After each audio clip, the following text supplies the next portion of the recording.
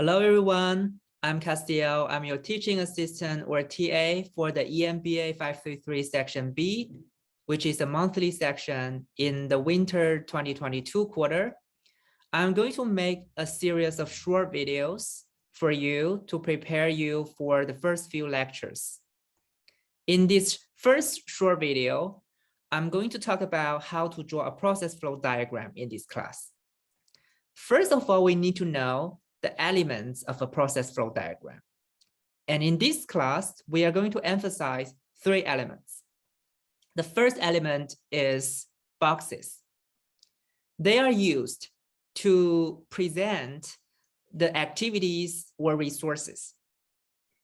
And the second one is triangles. And they're used to show buffers holding inventory or waiting areas.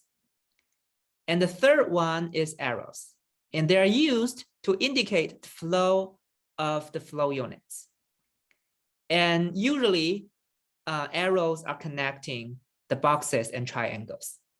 And also keep in mind that there can be multiple flow unit types. And we are going to use the textbook examples to understand how to draw a process flow diagram, which involves either a single flow unit type or multiple unit types. Okay, so the first example is the C-curve process. So the most important step before drawing a process flow diagram is to identify the flow unit. And the critical issue in choosing the flow unit is that you must be able to express all demands and capacities in terms of the chosen flow units. So in this C-curve process example, we are going to choose 1 ton of ore to be the flow unit. Therefore, we start with a pile of iron ore fines. At the beginning here, you can see we draw a triangle to indicate that this pile can store only a limited number of flow units, which is realistic and intuitive. And then we draw the flow of the flow unit.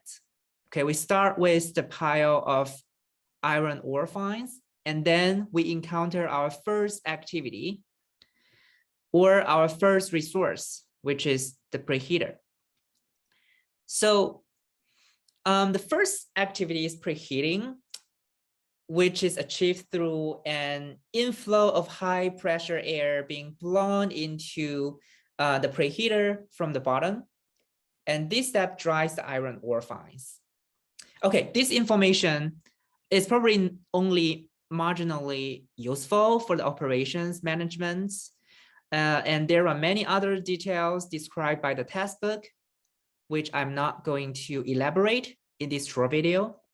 What you need to know is that you can see there are many steps in this process, and most of the steps are activities which add values to the iron ore. And we start with a buffer, and then we end with a buffer, right? And you can see in this figure 3.7, there is this background, which happens to be the engineering layout of the plant, which is not necessary actually, but they do make the graph fancier and more appealing to the engineers and also maybe public readers. But for operations managers, the background is probably not very useful. What we care most is the process flow diagram, which includes only the triangle, the boxes, and the arrows. So I'm going to tell you how we are going to draw it. Clearly, you can draw it by hand. But in this short video, I'm going to introduce Visio. So let me switch my screen sharing to this Visio interface. So I've already drawn this process flow diagram here, but to show you how we are going to achieve it, I'm going to illustrate how we're going to draw the first few elements. So let's click File and then create a new flowchart template. We're going to use the flowchart template. And when we click it, we are going to start with this interface. So you can see here from these basic flowchart shapes, we have a lot of shape to choose from, but there are more elements than we need. And there is no triangle. And to add triangle, we are going to add shapes. And then we are going to choose the basic shapes. And from the basic shapes, we are going to find the triangle. And we're going to drag it to here. Okay. And then we can directly type pile of iron ore fines. And then just click somewhere else. And then we have this triangle with the text. But of course, we can adjust, the color of the fonts to be black. And we can even choose the theme. Okay, so this theme doesn't seem very reader friendly. So we're going to choose design, and then we are going to choose the theme that we want. So there are many other themes we can choose from. Maybe let's choose integral doesn't seem to be good. So maybe parallel, also not very good. Maybe just simple. Okay, let's start with the simple. And if you don't like the words to be inside the box, you can maybe add a few empty lines, and then suddenly you will have the words below this triangle. Maybe it's not enough. Let's add one more empty line, and then here it looks good. And then if you move your pointer near this triangle, you can see that there are 4 arrows. Basically, it indicates what you are going to add and then where you are going to add the next element.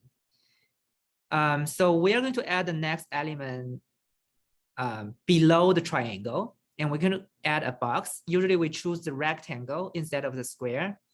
So we choose a rectangle, and maybe it's too close to the triangle. We can move it down a little.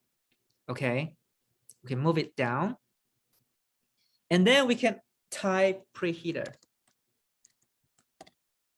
And then click somewhere else. And now we have this. And we probably want to adjust this, the words. Maybe we don't want it to be below the triangle, since we add the rectangle below the triangle. So we probably want the words to be above the triangle. So we add the empty lines below the words.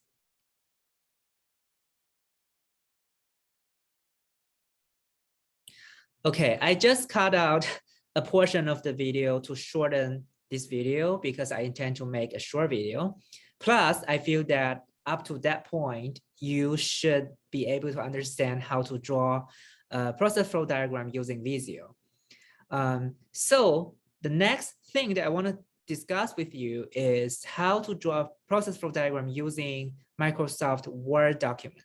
Actually, it's pretty similar and easy.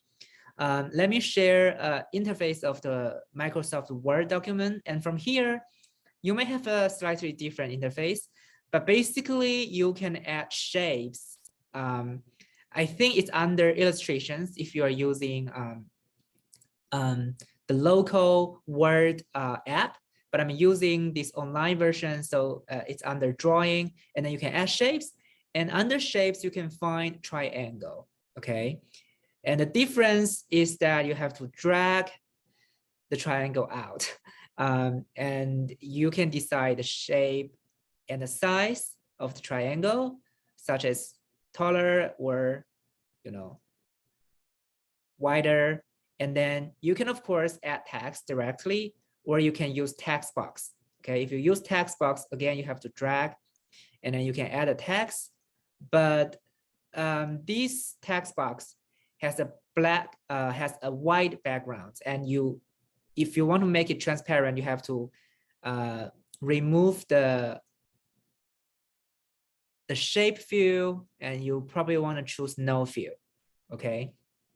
And then you just add a text, which is pile of iron or fines, and you can clearly do that. And maybe you also want to just double click it, and then you may want to remove the shape outline, and you may not want any outline. Okay, and then you can add the rectangle here, and again, you choose the size and you add a text. And next, you would like to choose connector, arrow connector. Maybe you can choose this one, and also you can choose your starting point and end point of the arrow, okay, by dragging. So I would say there's no better way of doing this process flow diagram. You can draw it by hand, you can use Visio, or you can use Microsoft Word, okay? All should be fine as long as you understand that the most important elements that we emphasize in this class would be the triangle, which represents buffers holding inventory or waiting areas, and then rectangle or boxes representing the activities or resources, and then arrows representing the flow of the flow unit. And then just save and close, and then you have this graph. Let's switch back to the slides and talk about our second example. So the second example in the textbook involves multiple flow unit types. You can see there are 3 types of flow units, and it's these agents, employment verification agencies process. And how to draw multiple types of arrows. Let's go back to Visio and see how we can easily do that. So let's go back. So this is still the Word document, and this is the Visio interface. And here we can add a triangle by dragging it. And then we can next add the rectangle. Okay, we're not going to use this automatic function. We would like to drag a rectangle out of these basic shapes. And then we can move our pointer near the triangle, and we see this slightly bigger green circle, and then we press our pointer, and then we move it, drag it, and then move to the rectangle, and then we release our button, and then we have this new arrow. And we do the same, we can create another arrow. And you can see these 2 arrows are the same types of arrows. If you want to distinguish them, you probably want to use the brusher, the shape outline brusher, to change the color. For example, you can give this first arrow the red color, and then the second one the green color. And this may not be very different if you print it out black and white. So maybe you also want to change the weight. You can again use the brusher to choose the weight. Maybe you can choose a thicker weight for the red one. So this would make them very different. And in addition, if you want to keep the same weights but change the pattern, you can do so. Let's just convert it back to the original weight, and then use a different dash pattern for the second arrow. Let's use dash, the regular dash, and then you will see that these 2 arrows are very different. Okay, let's switch back to the slides. Okay, all in all, it's important for drawing a process flow diagram. It is important for you to first of all identify what's the flow unit, or what are the flow units. Sometimes there's a single type of flow unit. Sometimes there are multiple types of flow units. And you will see multiple types of flow units in the National Cranberry Cooperative 1994 1996 case, which will be discussed later in the third short video. And you will also see a single type in some of the exercise problems or examples in this class. And the second important things would be to identify all the activities or resources that you have and that are relevant to the process. And when you identify them, you also make sure that you understand which activity comes first and which comes next. And then you will order them. And then you will identify all the buffers or all the waiting areas. If there is a waiting area or inventory, then you draw a triangle in between the activities. If not, if one activity follows the next, one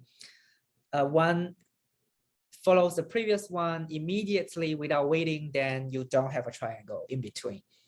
And lastly, it would be important for you to use the class language, which would be triangles for buffers and boxes or rectangles for activities or resources, and then arrows to indicate the flow of the flow units. So this is the end of the short video, and hopefully you now understand how to draw a process flow diagram.